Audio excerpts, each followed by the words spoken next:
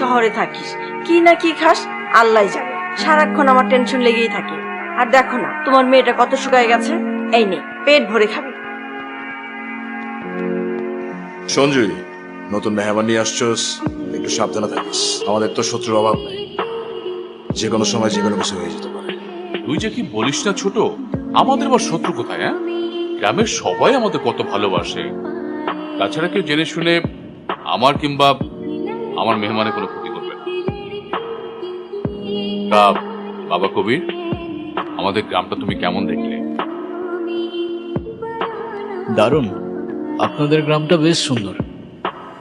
তবে আমার কেন যেন মনে হচ্ছিল এখানে আমি আগেও এসেছি।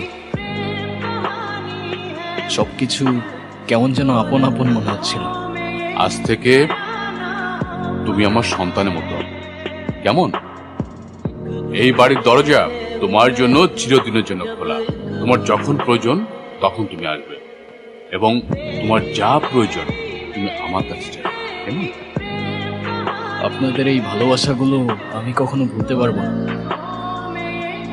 আমার মতো একটা ছেলেকে আপনারা এভাবে আপন করে নেবেন ভাবিনি।